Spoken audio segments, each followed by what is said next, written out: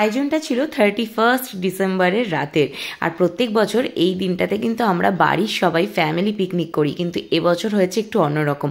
বাড়ির যে পিকনিকটা সেটা হয়নি, তাই লাস্ট মোমেন্টে ভাইরা কয়েকজন আর আমরা মিলে পিকনিকটা করি। তবে এবার বেশ কয়েকজন ভাইও ছিল না, তারা এদিক ওদিক ছড়িয়ে ছিটিয়ে রয়েছে, তাই সংখ্যায় এবার কিন্তু কম হয়েছে। কিন্তু সংখ্যায় আমরা কম থাকলেও আনন্দ কিন্তু কোনো অংশে কম হয়নি।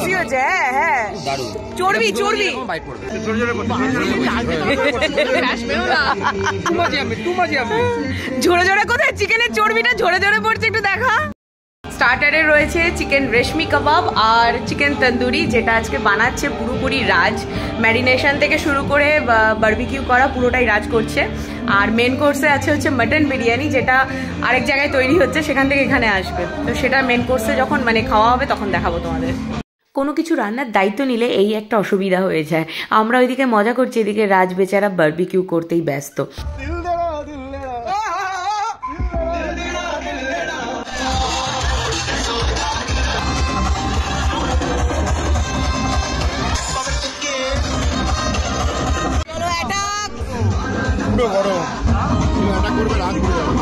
কিরম হয়েছে ভাই, রিভিউ দাও। ও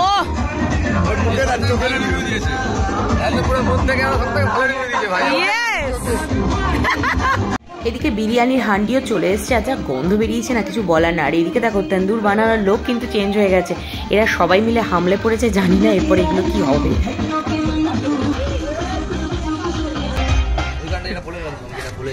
নাচ শেখাচ্ছে, নাচের টিচার দেখ নাচ শেখাচ্ছে। বাবা মুখ চোখ করলো, দেখলি না?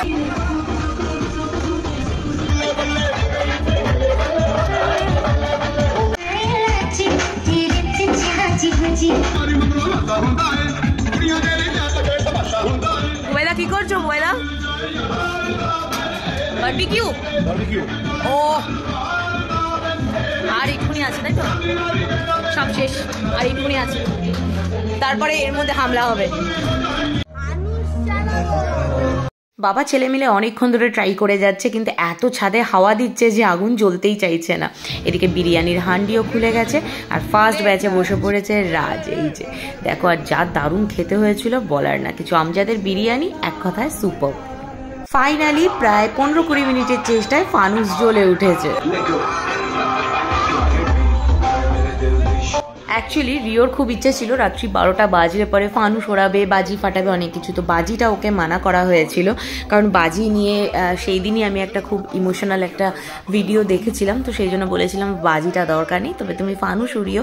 এবার সমস্যা হয়ে গেছে, ছাদে এত হাওয়া চলছে যে দেখো আগুন তো প্রথমে ধরতেই চাইছিল না, এবার ধরার পরে গ্যাসটা জমতে সময় নিচ্ছিল, আর একটা টাইমে দাউ দাউ করে ধরে উঠেছিল। আমার তো বেশ ভয় লাগছিল, যার জন্য রিওকেও ধরতে দেওয়া হয়েছিল না। ফার্স্টে রিও একটু ধরেছিল, তারপরে ছাড়িয়ে নিয়েছিলাম। লাস্টে তো আমার থেকে দীপও নিয়েছে, বলছে দরকার নেই, তোকে রিস্ক নিতে হবে না, তুই ছেড়ে দে, আমি আর বুবাইদা মিলে সামলাচ্ছি।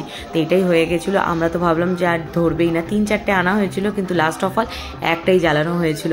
তাও অনেক কষ্টে, ভাবলাম এবার হয়তো এটা পড়েই যাবে আর উড়বে না, কারণ ওটা নিচের দিকে নেমে যেতে নেবে, যেরকম আমাদের কপালটাও নিচের দিকে নামতে নামতে হট করে উপরে উঠে যায়, সেরকম আমাদের ফানুসটাও এবার নিচের দিকে নামতে নামতে ফাইনালি উপরে উঠলো। অনেক টাইম লাগছিল, আমি ওদিকে চলে গেছিলাম, রিও কিন্তু পুরো ভিডিওটা করেছে। Thank you Rio. আচ্ছা তুমি এবার বিরিয়ানিটা খেয়ে নেবে, আর আমরা একটুখানি আরেক জায়গায় যাব। তোমাকে ওখানে অ্যাকচুয়ালি বাচ্চাদের অ্যালাউ নেই, তোমাকে মামা বাড়িতে রেখে তারপর আমরা যাবো, ঠিক আছে? মামা বাড়িতে? মেজুমার কাছে। ও হ্যাঁ, হ্যাপি নিউ ইয়ার। প্রথমে কোনো প্ল্যান ছিল না, পিকনিক চলতে চলতে হট করে প্ল্যানে একটু বদল এসেছে। সেটা হচ্ছে আমরা এখন যাচ্ছি ডিস্কোতে, আর ওখানে তো বাচ্চাদের অ্যালাউ নেই, সেই জন্য রিওকে মামা বাড়িতে মেজমার কাছে রেখে আমরা ফাইনালি চলে এসেছি। আমাদের তো বছরের শেষ দিন আর নতুন বছরের প্রথম দিনের সূচনাটা দারুণ কাটলো। তোমরা কিভাবে কাটিয়েছো কমেন্ট করে জানিও কিন্তু।